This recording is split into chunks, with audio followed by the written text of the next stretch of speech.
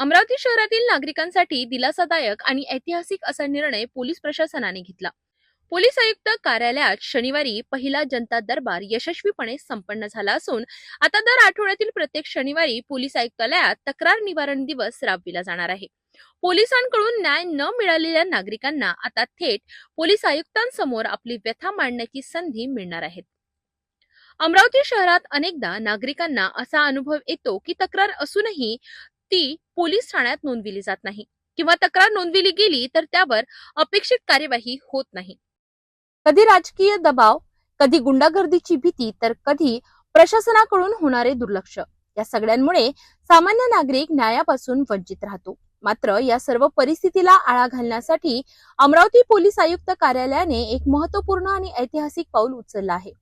शहराच्या इतिहासात पहिल्यांदाच जनता दरबार या उपक्रमाची सुरुवात करण्यात आली। या जनता दरबारात ज्यांची तक्रार पोलिसांकडून नोंदविली गेली नाही, नोंदवूनही ज्यावर कारवाई झाली नाही किंवा ज्यांना न्याय मिळाला नाही, अशा सर्व नागरिकांना थेट पोलीस आयुक्तांसमोर आपली तक्रार मांडता येणार आहे।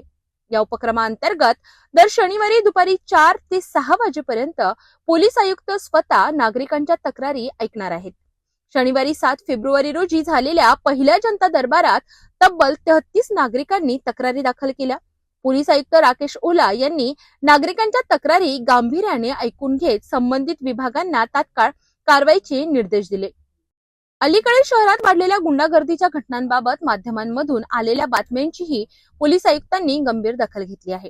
कडक शिस्त आणि कठोर भूमिकेसाठी ओळखले जाणारे आयुक्त राकेश ओला यांच्या थेट देखरेखीखाली हा जनता दरबार पार पडला आहे।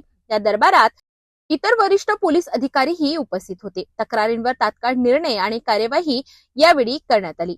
पोलीस प्रशासनाकडून नागरिकांना आवाहन करण्यात आलं आहे की तक्रारदारांनी आपली तक्रार थोडक्यात आणि स्पष्ट शब्दात मांडावी, आवश्यक कागदपत्रे आणि पुरावे सोबत आणावेत आणि निर्भयपणे जनता दरबारात सहभागी व्हावेत।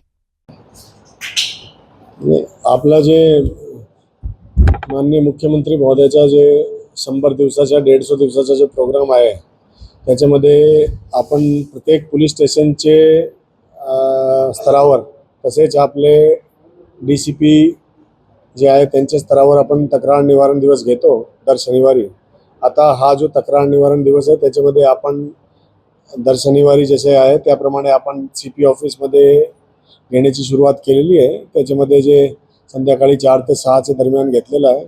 यापुढे पण आपण प्रत्येक आठवड्यामध्ये एक दिवस तक्रार निवारण दिवस घेऊ। त्याच्यामध्ये जे आपले जे तक्रारदार आहे ते आपली जे वेगळी तक्रार आहे ते आपल्याकडे घेऊन येतात आणि त्यांचे जे तक्रारचं निराकरण करण्यासाठी आणि चांगली पद्धतीने त्यांना सुविधा देण्यासाठी हा आपण उपक्रम जो आहे तो सुरू होता। आपले पोलीस स्टेशनच्या लेवलवर आणि आपले DCP लेवलवर सुरू होता, आता CP ऑफिसच्या लेवलवर आपण सुरू केलेलं आहे। सर्वात जास्त प्रकरणे कोणत्या विषयाची आली? त्याच्यामध्ये वेगळे इश्यू आहे। ते आपले काही जे आहे ते आपले ऑनलाईन चिटिंगचे आहे, काही मॅट्रिमोनियल डिस्प्यूट्सचे आहे, काही FIR वगैरे आहे, त्याच्यामध्ये काही आहे। तर ते वेगळे इश्यू आहे। लेकिन बेसिकली जे आहे ते आपला एक जे तक्रारदार आहे त्यांना ते एक माध्यम भेटला पाहिजे, त्यासाठी जे उपक्रम होता ते आपले 100 दिवसाचे माननीय मुख्यमंत्रीचे जे प्रोग्राम होता त्याच्यामध्ये ते घेण्यात आला होता। तर ते सर्व ठिकाणी सुरू होता। आपले पोलीस स्टेशन लेवलवर, ACP लेवलवर, DCP लेवलवर सुरू होता। आता आपण CP लेवलवर ते पण सुरू केलं आहे। किती नागरिकांनी तक्रार दाखल केली? आज मला वाटतं जवळपास ते 21 तक्रारदार आले होते। त्यांची सर्वांची जे तक्रार चांगली पद्धतीने ऐकून घेतली आणि ऐकून ते पुढे आपण ते कारवाई करत आहोत।